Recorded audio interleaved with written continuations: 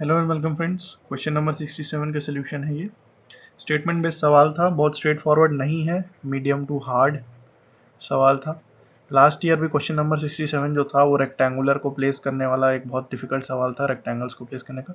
मुझे भी पर्सनली इस साल वाला भी 67 थोड़ा हार्ड लगा।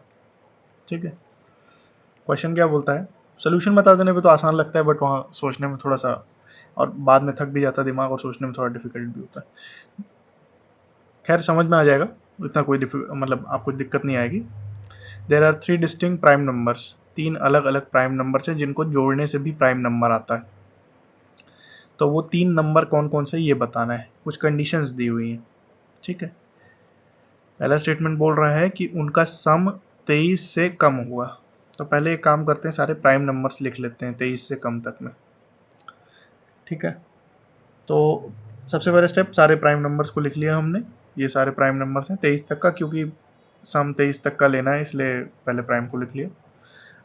अब देखिए स्टेटमेंट नंबर 1 बोल रहा है कि उनका जो सम है वो 23 से कम है। तो इसमें से आप ऐसा पेयर बनाना शुरू कीजिए। 3 5 8 ये 10 हो गया, नहीं। फिर दूसरा बना के देखिए, ये हो गया कितना, 10, 3 और ये हो गया 10 और 15, नहीं, प्राइम नहीं बन रहा है, राइट। जो बेस कंडीशन है वो तो ये है कि 3 ऐसे नंबर ढूंढो जिनको ऐड करने पे एक प्राइम नंबर बन रहा हो। और ये स्टेटमेंट उसमें एक और कंडीशन जोड़ रहा है कि उसका सम 23 से कम हो। तो ऐसा एक ही पेयर पॉसिबल है, 3 5 और 11। इन 3, सॉरी ये 3 7 पे मैंने कलर कर दिया क्या,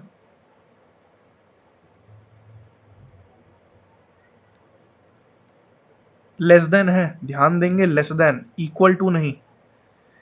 इक्वल टू, अगर लेस देन इक्वल टू होता तो एक और पेयर बन जाता, आप बताएंगे कौन सा एक और पेयर बनता, लेकिन अभी लेस देन है। ठीक है, तो ये 3 5 और 11 को जोड़ेंगे तो बनेगा आपका 23 5 19 बनेगा 19, राइट। तो यही एक पॉसिबिलिटी, और कोई पॉसिबिलिटी तो ऐसी नहीं है जिसको जोड़ के 23 बन जाए। ठीक है, अब कोई 5 प्लस 7 प्लस 11 करेगा तो 23 बनेगा, और लेस देन लिखा हुआ है। ठीक है, तो इसके अगली पॉसिबिलिटी जो थी वो ये वाली थी। तो this is the only possibility जिसमें 19 आता है सम, 3 5 और 11।